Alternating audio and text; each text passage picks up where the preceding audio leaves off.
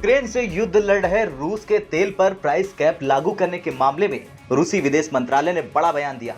रूसी विदेश मंत्रालय ने कहा कि पश्चिमी देशों का प्राइस कैप लगाने का ये प्रस्ताव एंटी मार्केट यानी बाजार के नियमों के खिलाफ है। इसका भारी असर तेल की सप्लाई चेन पर देखने को मिल सकता है। साथ ही ये बाजार के नियमों के खिलाफ है। साथ ही ये वैश्विक ऊर्जा बाजार की स्थिति को और भी ज्यादा गंभीर कर सकता है। वहीं रूस की ओर से ये एक बार फिर से साफ कर दिया गया कि जो भी देश इस प्राइस कैप का समर्थन करेंगे उसे रूस तेल सप्लाई नहीं करेगा। रूसी विदेश मंत्रालय की प्रवक्ता मारिया जाखोरोवा ने कहा, रूसी तेल की कीमतों पर प्राइस कैप लगाने का ये प्रस्ताव न सिर्फ बाजार के खिलाफ है बल्कि इसके कई नुकसान भी है। विदेश मंत्रालय के प्रवक्ता ने आगे कहा कि रूस उन सभी देशों को तेल नहीं बेचेगा जो इस प्रस्ताव के समर्थन में होंगे। प्रवक्ता ने कहा, यह प्रस्ताव पूरी तरह से रूस के खिलाफ है। इससे पहले रूस के डिप्टी पीएम अलेक्जेंडर नोवाक ने कहा था कि रूस उन सभी देशों को तेल नहीं बेचेगा जो प्राइस कैप के समर्थन में होंगे, चाहे वो रूस के लिए कितना ही फायदे का सौदा क्यों ना हो। डिप्टी पीएम ने कहा था, हम बाजार की स्थिति के हिसाब से आगे काम करेंगे। रूस और यूक्रेन का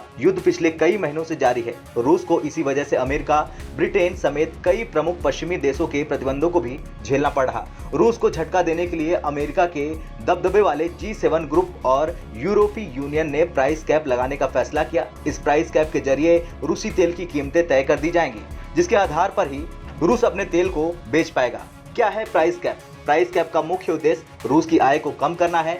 पश्चिम की ओर से रूस पर लगाए गए आर्थिक प्रतिबंध का शुरू से ही मकसद रूस की आय के स्रोत को कम करना है, ताकि यूक्रेन से युद्ध में इस्तेमाल किए जा रहे रूसी फंड में कमी आए।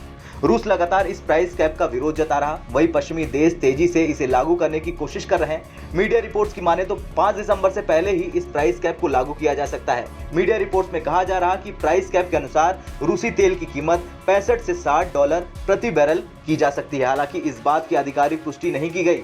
यूक्रेन से रूस की जंग फरवरी से चल रही। युद्ध शुरू होने के बाद से ही रूस पर पश्चिमी देशों की ओर से आर्थिक प्रतिबंध लगा दिए गए थे। ऐसे में भारत एक ऐसा देश था जिसने उस समय पर रूस से तेल खरीदारी में इजाफा किया। धीरे धीरे रूस की तेल सप्लाई बढ़ती चली गई। मौजूदा वक्त में रूस भारत को तेल सप्लाई करने वाले। खास बात यह है कि अमेरिका ने शुरुआत से ही इस बात पर आपत्ति जताई थी। हालांकि भारत ने ये कहते हुए साफ कर दिया था कि हम अपने नागरिकों के हितों को देखते हुए कोई भी डील कर सकते हैं। जहां से भारतीयों को फायदा पहुंचता है वहीं से भारत डील आगे बढ़ाता है। ब्यूरो रिपोर्ट, भारत तक।